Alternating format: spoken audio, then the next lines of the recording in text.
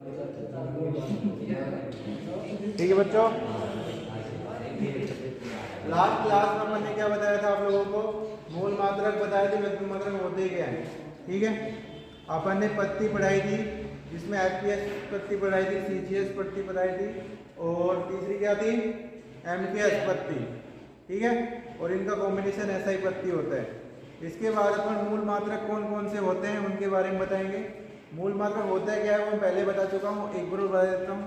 मूल मात्रक जो होते हैं जिनका स्वयं का अस्तित्व होता है, जिनको किसी दूसरे की आवश्यकता नहीं होती। ठीक है, किसी चीज़ को मापने के लिए वो स्वयं ही काफ़ी होते हैं। तो वो 7 होते हैं मेनली। अब 10th लेवल की बात करें 3 होते हैं, लेकिन हाई लेवल पे 7 होते हैं। उनके बारे में मैं डिटेल से बताता हूँ। सबसे पहले मूल मात्रक होता है लंबाई, जिसका मात्रक होता है मीटर।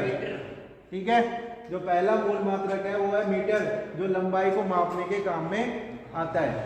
ठीक है, दूसरा मूल मात्रक है किलोग्राम, जो द्रव्यमान को नापता है।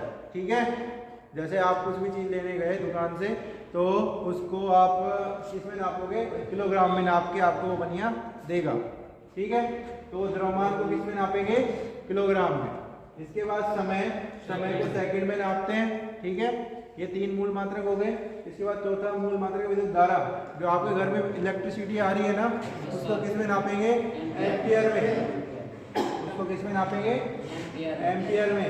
इसके बाद चौथा जो तापमान है, पांचवा मूल मात्रक कौन सा है? तापमान, जिसका मात्रक क्या है? केल्विन। ठीक है, इसके बाद छठा मात्रक है कैंडेला, वो किसका है? प्रकाश की तीव्रता का। ठीक है, ये हो गया आपका छठा मूल मात्रक। और 7वां हो गया कोण, जिसका मात्रक क्या है? रेडियन। ठीक है, ये आपके 7 मूल मात्रक हैं। तो ये 7 मूल मात्रक है, आपको पता होना चाहिए किसका क्या मात्रक है। हर एग्जाम में पूछते हैं, हर कॉम्पिटिटिव एग्जाम में या आपके रियल एग्जाम में जो आपके यूनिवर्सिटी में होंगे उन एग्जाम में सब में पूछे जाते हैं। तो ये आपको पता होना चाहिए कौन सा मूल मात्रक है, कौन सा व्युत्पन्न मात्रक है। ये 7 के 7 आपके क्या है? मूल मात्रक है। ठीक है, सातों का पता होना चाहिए। लंबाई का मीटर होता है, द्रव्यमान का किलोग्राम, समय का सेकंड, विद्युत धारा का एम्पियर, तापमान का केल्विन, प्रकाश की तीव्रता का कैंडेला और कोण का होता है रेडियन। इनमें से इंपोर्टेंट बता देता हूँ मैं। ये 3 इंपोर्टेंट है जो मेनली एग्जाम में पूछे जाते हैं। रेलवे के कोई भी एग्जाम हुआ या आपका आर्मी का या पुलिस का कोई भी एग्जाम, नॉर्मल एग्जाम में इन तीनों में से क्वेश्चन उठता है। ठीक है, डायरेक्ट पूछेगा क्वेश्चन उठता है कैसे? क्वेश्चन पूछेगा प्रकाश की तीव्रता का मात्रक क्या है, तो आपको बताना है कैंडेला। ठीक है, या फिर पूछ लेगा कैंडेला मात्रक है जो कौन से मात्रक में आता है? मूल मात्रक में आता है या व्युत्पन्न मात्रक में? तो आपको बताना है मूल मात्रक में आता है।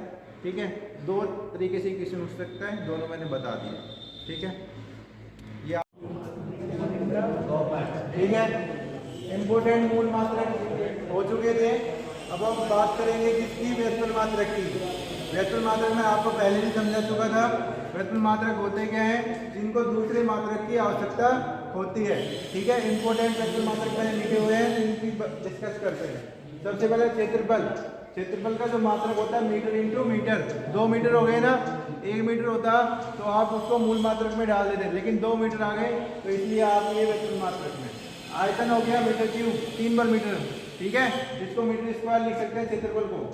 आयतन का मीटर क्यूब, घनत्व का केजी बटा मीटर क्यूब।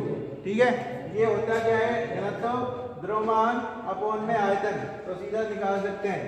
तो केजी बटा मीटर क्यूब होता है घनत्व का मात्रक। वेग और चाल का सेम होता है। ठीक है, वेग सदिश राशि होती है, चाल अदिश राशि होती है, इतना फर्क होता है, लेकिन मात्रक सेम होता है, मीटर बटा सेकंड। बात करें त्वरण और गुरुत्वीय त्वरण की, तो मीटर बटा सेकंड स्क्वायर ये होता है। ये इंपॉर्टेंट है, आपके एग्जाम में पूछा गया है और कॉम्पिटिटिव एग्जाम में कई बार पूछा गया है, तो ये इंपॉर्टेंट है। इसके बाद बल और भार का, जो बल और भार का सेम होता है मात्रक, तो वो होता है मीटर पर इसका न्यूटन होता है। ठीक है, बल और भार का जो मात्रक होता है वो क्या होता है?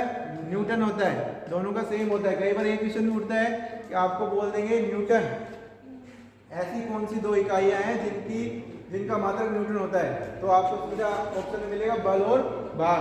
तो ऐसा क्वेश्चन बन चुका है एसएससी एग्जाम और रेलवे एग्जाम में, दोनों में बन चुका है, तो आपके एग्जाम में मिल सकता है ये। तो ये भी इंपॉर्टेंट है। बल और भार का मात्रक क्या है? न्यूटन है। शक्ति का मात्रक क्या है? वाट है। ठीक है। इसकी बात करें, ऊर्जा, कार्य और ऊष्मा तीनों का मात्रक क्या है? जूल है। ठीक है, ऊर्जा, कार्य और ऊष्मा तीनों का मात्रक क्या है? जूल है। दाब का मात्रक क्या है? पास्कल है। पृष्ठ तनाव का मात्रक ये पूछा गया है बहुत बार, पृष्ठ तनाव का मात्रक तो क्या होता है? न्यूटन अपॉन में मीटर। और ये भी इंपॉर्टेंट है, ऊष्मा, कार्य और ऊर्जा तीनों का मात्रक जूल होता है। ठीक है, उसमें बोल देगा ऊर्जा किस किस का मात्रक है, तो तीनों ऑप्शन दे देगा। ए में दे देगा ऊर्जा, बी में कार्य, तीसरे में ऊष्मा और चौथे में दे देगा उपयोग सभी। तो आपको उत्तर लगाना है उपयोग सभी। ठीक है, इन तीनों का मात्रक क्या होता है? जूल होता है।